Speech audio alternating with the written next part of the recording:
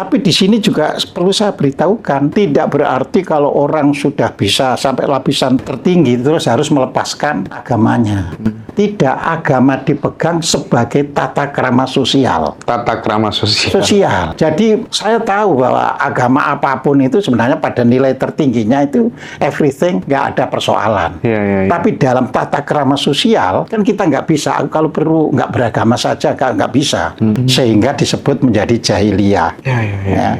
Nah, maka perintah pertama adalah Iqra. Ya. Nah, Iqra tentang apa? Di situ dinyatakan yaitu Iqra tentang atau membaca hal-hal yang berkaitan dengan penciptaan. Ya, itu kalau bahasa kita berarti kita disuruh mengingat nama Sangkan Paraning Dumadi. Penciptaan itu kan berkaitan dengan Sangkan Paraning Dumadi.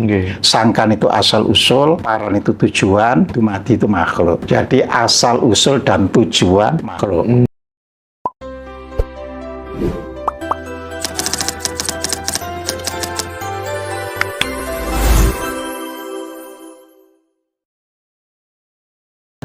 Jadi disitulah harus saling percaya. Itunya yang sekarang ini, kalau tadi saling nerima, sekarang saling percaya. Percaya iya. gitu ya. Jadi di situ. Dan nggak usah neko-neko gitu. Iya, kita gitu. sendiri nggak neko-neko. Kalau sampai terjadi sekali, itu yang bakal. Nah, itu bakal menjadi bibit kan gitu kan. Iya juga ya. Jadi kita juga yang harus saling percaya. Dipercaya orang, ya diwujudkan. Tapi kan itu hanya bisa itu tadi kalau sudah mulai masuk rasional, ke jinem. Jadi kalau kita masih di lapisan emosi ya nggak bisa kan, Mas. Karena manusia yang masih di lapisan emosi itu takut kalau ada sesuatu yang ketahuan orang lain. Oh iya. Ya. Masih butuh pencitraan. Masih butuh pencitraan, memoles diri, butuh pengakuan. Ya. Gitu jadi ya. di situ. Makanya orang di lapisan ini gampang disulut dalam beragama.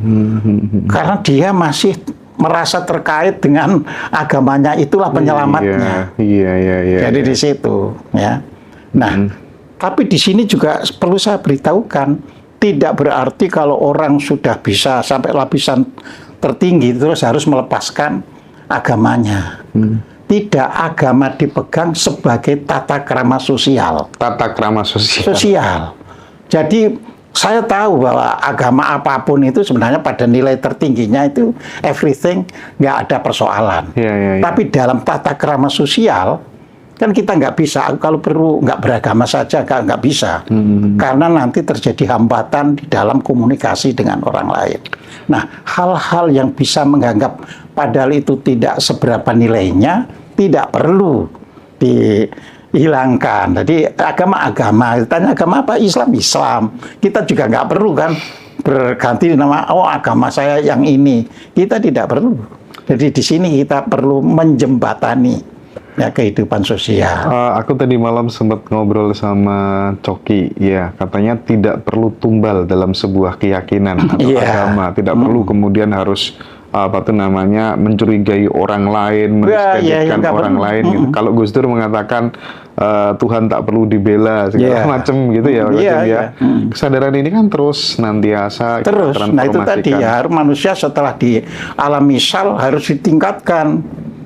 Ya kan tadi kan dari akadiyat, wahdat, wahidiyat, arwah, misal, ajsam, insan kamil.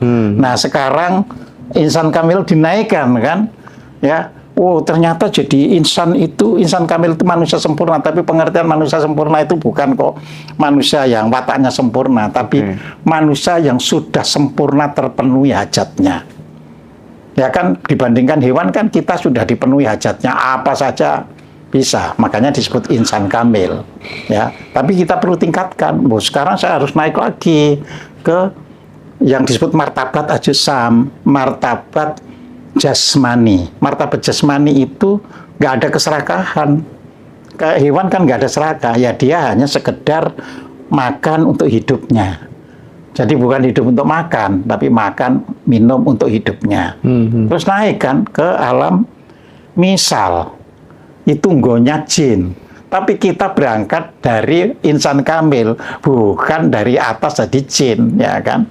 Jadi kita menjadi lebih punya tata krama, lebih memiliki nuansa-nuansa yang sifatnya itu mengerti value-value, nilai-nilai. Ya, jadi di situ. Oke. Nah, kita tahu Pak, ada ajaran di Jawa itu urip mung mampir ngombe. Ya. Nah, itu kalau di breakdown gimana Pak Bedim? Sebelum kita nanti, aku ada satu segmen yang mungkin itu agak pembahasan sangat Oh iya, serius jadi gitu. urip mau mampir ngombe itu sebenarnya kalau di breakdown ya satu sesi sendiri, ya. Poinnya. Poinnya itu kan menyadari bahwa hidup kita itu bukan sekali, tapi setiap kali itu untuk mereguk air kehidupan. Ngombe itu minum. Apa yang diminum? Air kehidupan. Oke. Sehingga sehabis minum harusnya menjadi lebih ini lagi, lebih baik lagi. Jadi di situ loh ya. Jadi di situ ya. Tapi itu nanti kita breakdown sendiri karena itu hubungannya dengan karma. Oke. Jadi kita tidak bisa urip mau mampir ngombe berhenti titik, itu nggak bisa. Itu nanti sesi ketika kita ada hubungannya dengan karma ya. Oke. Nah, sekarang kita teruskan yang setelah di martabat misal menuju martabat arwah. Iya. Arwah ini golongannya malaikat, Mas. Ya kan, artinya apa? Kita manusia harus hanya berbuat yang baik-baik saja. Ya kan dikatakan malaikat tidak pernah bisa berbuat buruk. Iya. Nah, tapi malaikat tidak bisa berbuat buruk karena nggak pernah jadi manusia. Itu kan, makanya ada cerita begitu malaikat itu kepingin jadi menungso, begitu diberi jadi menungso malah wah, macam neko-neko yang dia itu ya. Nah, justru kita bermartabat malaikat, artinya memiliki visi bahwa hidup itu memang untuk benar-benar hamemayu hayuning bawana. Hidup itu untuk kebajikan. Nah, masih naik lagi kan tingkatannya ini ya. Dari martabat arwah, yaitu untuk para malaikat yang tadi, masuk ke martabat wahidiyah. Ya, di wahidiyah inilah kita mulai, menungso itu podo, Mas.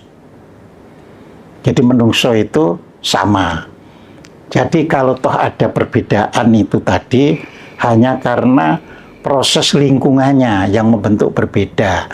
Jadi kebenaran lingkungan tidak bisa dipakai untuk mengabsolutkan kebenarannya. Ya, jadi itu wahidiyah. Wahidiyah itu artinya ya satu artinya ya. Nah, begitu orang semakin tinggi lagi, martabatku harus naik ke namanya wahdat. Oh alah, ternyata hewan, tumbuhan, manusia itu sama. Jadi kalau tadi semua manusia sama, ini sudah semua makhluk sama. Ya, Satu kesatuan. Iya, itu wahdat. Ya, kan? Oke. Berarti kalau kita udah di fase situ, itu mungkin yang disebut sebagai suwung gitu, ibaratnya kita udah nggak bisa beda-bedakan apa-apa. Nanti. Belum. Jadi ini bisa menyadari aja dulu semuanya ini ternyata sama. Hanya dulu saya milih sebagai manusia. Iya. Kan? Itu milih jadi hewan, ini milih jadi malaikat, itu sama. Ada yang milih jadi batu dan sebagainya. Ya. Nah, terus akhirnya ingin meningkatkan lagi.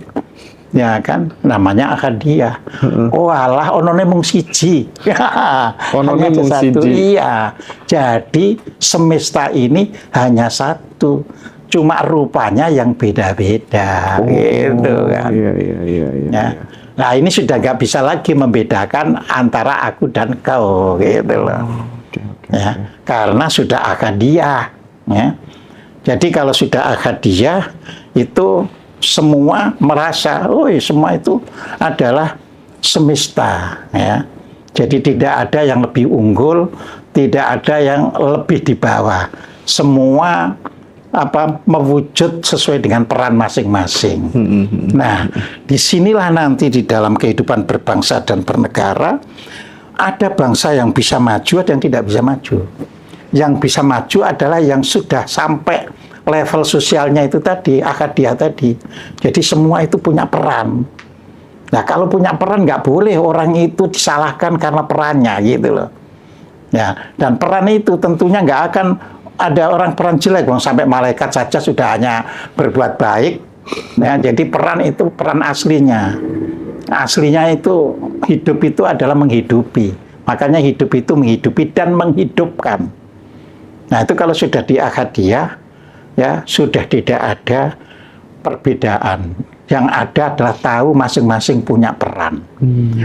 Punya peran membiarkan orang beragama apapun nggak takut kalah pengikut. Nah, gitu loh. Kalau masih kalah pengikut karena masih ada di lapisan satu, ya, lapisan fisik, jadi seperti itu, gitu loh, ya. Jadi sudah enjoy. Nah, tapi bangsa kan harus dididik sampai memahami martabat yang paling atas tadi, harus.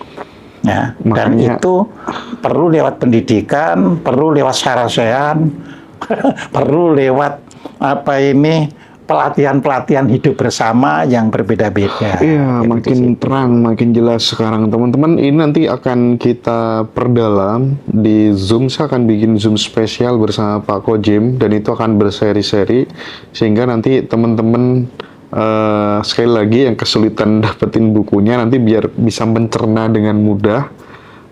Setiap buku-bukunya Pak Kojim akan kita kupas secara mendetail gitu ya, sehingga kita tidak kehilangan jati diri kita gitu ya. Kita tahu bahwa buku-bukunya Pak Kojim semuanya wis diusung ke luar negeri di kampus-kampus yang punya bergen luar biasa.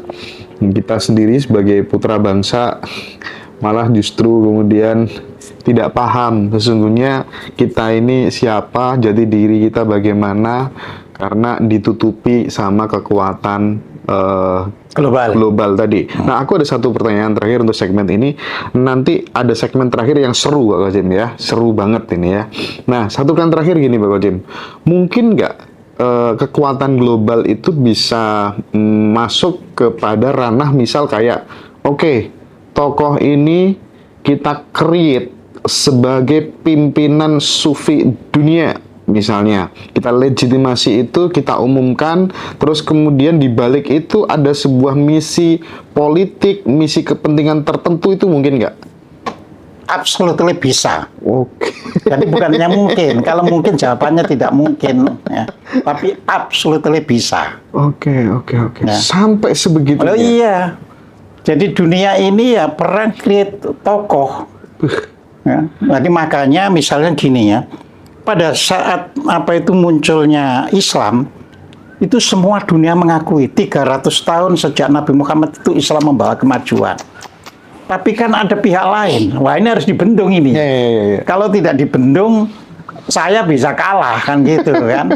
Lalu dimunculkanlah misalnya yang namanya hadis, yang namanya dan karena itu lewat dalam, misalnya lewat orang yang secara penampilan itu sama, ya. Jadi akhirnya secara tidak sadar kita termakan, ya.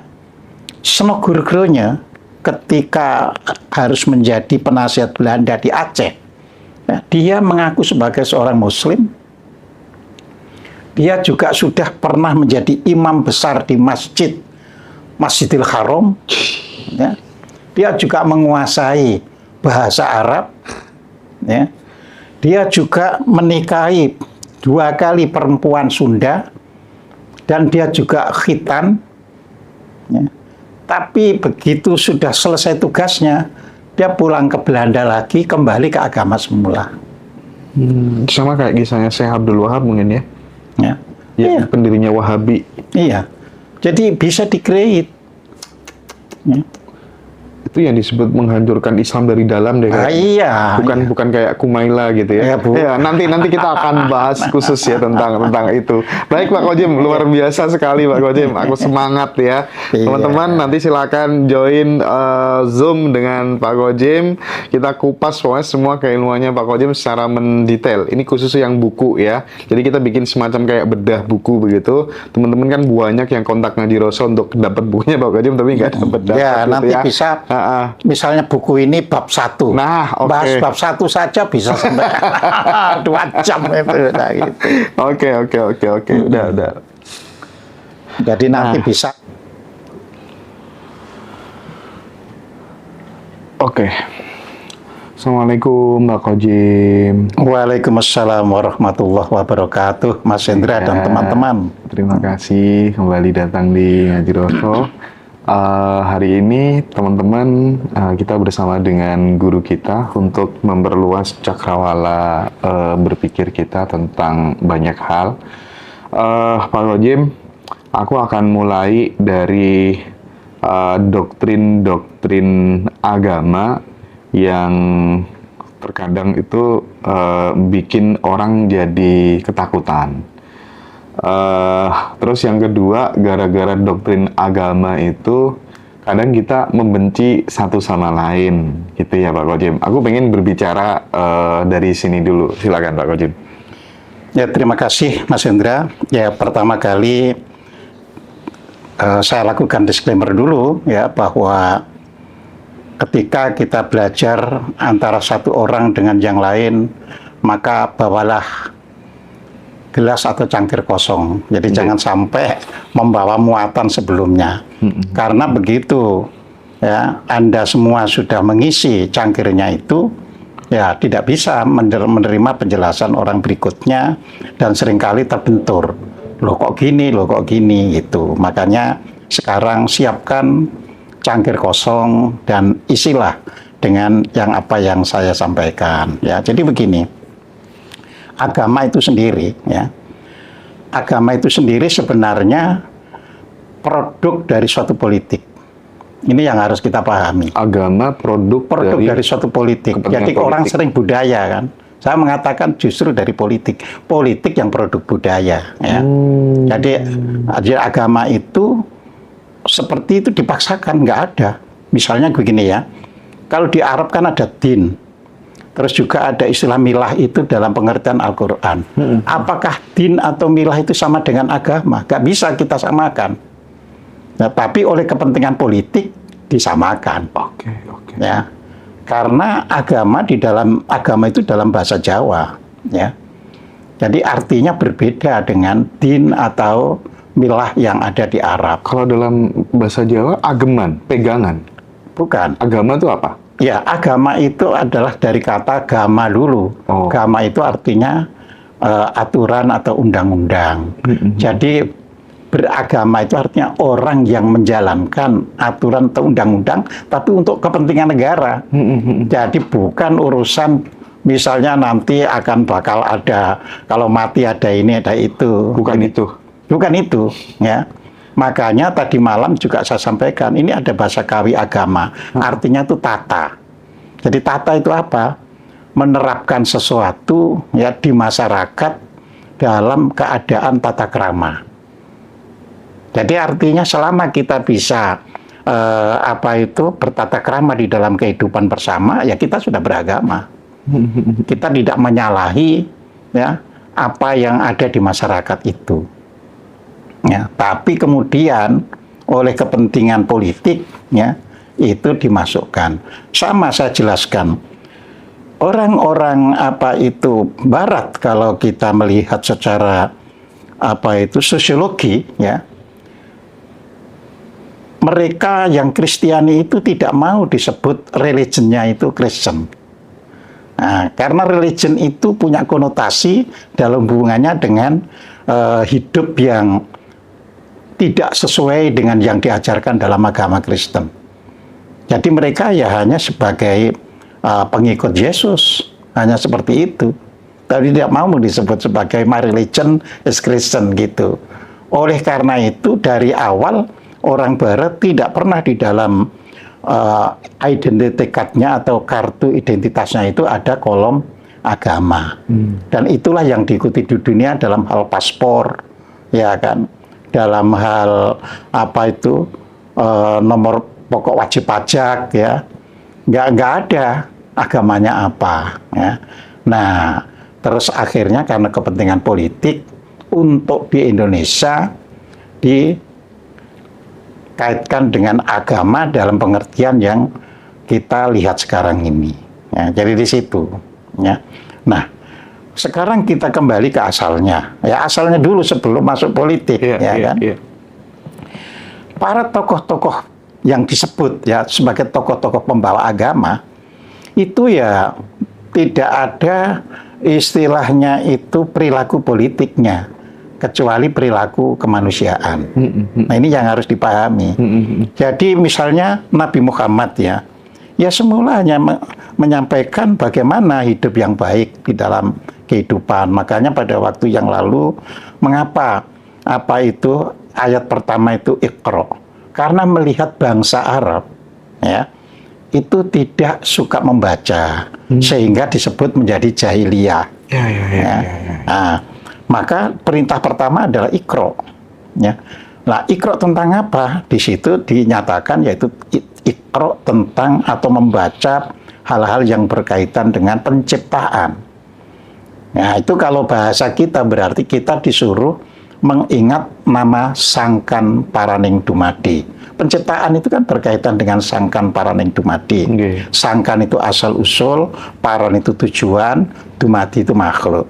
Jadi asal usul dan tujuan makhluk. Ya. Jadi itu. Terus yang kedua, ya apa yang dibawa oleh Nabi Muhammad? Karena contohnya kita ambil Nabi Muhammad, jangan karena kok contohnya dari Islam, karena saya orang Islam, sehingga memberi contoh yang ada di dalam ajaran Islam. Bahwa nanti itu dipadankan dengan yang lain, oh iya cara agama kami beri contoh itu begini. Nah, tidak jadi masalah. Ya.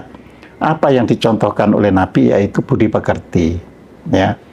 Makanya di dalam kehidupan ya secara Qur'ani tekanannya adalah budi pekerti, akhlak.